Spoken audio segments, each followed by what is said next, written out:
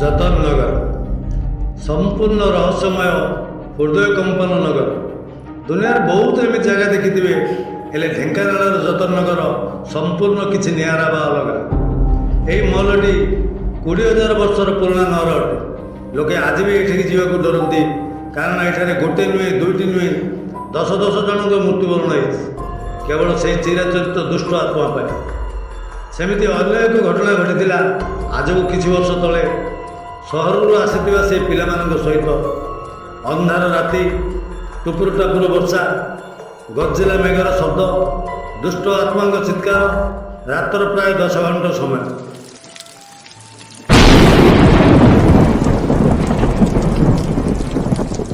ଆରେ ଭାଇ, ଏ ରାସ୍ତାଟା କାହିଁ ମୋତେ କିଛି ଭଲ ଲାଗୁନି ରେ, ଭାରି ଡର ମାଡ଼ୁଛି।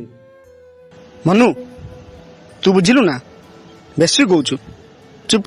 ନା ରେ, ରାତି ଆସି ବହୁତ ହେଲାଣି। ଗୋଟେ ଗାଡ଼ି କି ଲୋକ କେହି ଦେଖାଯାଉନାହାନ୍ତି। ଡର ମାଡୁଛି ୟାର। ମୋତେ ଲାଗୁଛି ରାତି ଆସି ବହୁତ ହେଲାଣି। ଚାଲ ଗୋଟେ କାମ କରିବା, ଆଜି ରାତିଟା ଏଇ ଘରେ ରହିଯିବା। ସକାଳ ହେଲେ ଆମେ କପିଳାସ ପାଇଁ ବାହାରିଯିବା। ଚାଲ ଆମେ ସେୟା ହିଁ କରିବା।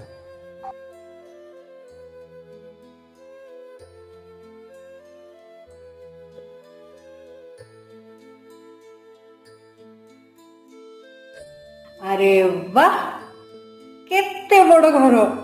ଘରଟା ବଢିଆ ହେଇଛି। ଆରେ ଆରେ ଆରେ କଣ ହଉଛି?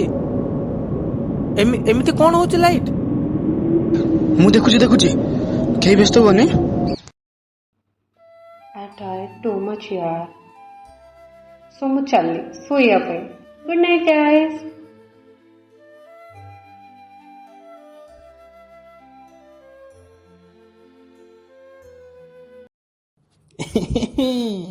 ତୋର କିଛି ହବନି। ଚୁପ୍ କର ସୁଜିତ।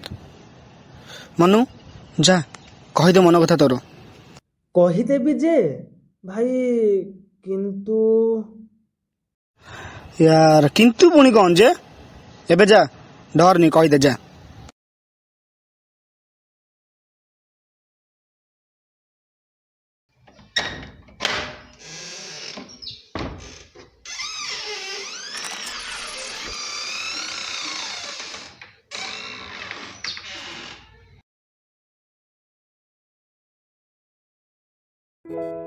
ସୋନାଲି, ଗୋଟେ କଥା କହିବାର ଅଛି। ହଁ କହୁନୁ, କହ।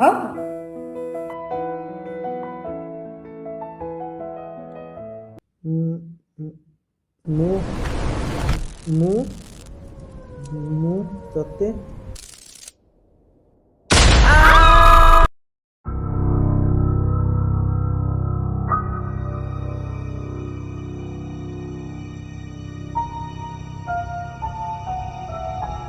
ଭୂତ ଭୂତ ଭୂତ ଅଛି ଘରେ। ଚାଲ ଚାଲ ଚାଲ ଚାଲ ଚାଲ, ଜଲ୍ଦି ଚାଲ, ଏ ଘର ଛାଡି ସବୁ ପଳେଇବା। ଚାଲ। ଏ ମୋ ଭାଇ, ଡରୁଛ କଣ ଯେ? ଭୂତ ପ୍ରେତ କିଛି ନାହିଁ ଏ ଦୁନିଆରେ, ସବୁ ଅନ୍ଧବିଶ୍ୱାସ।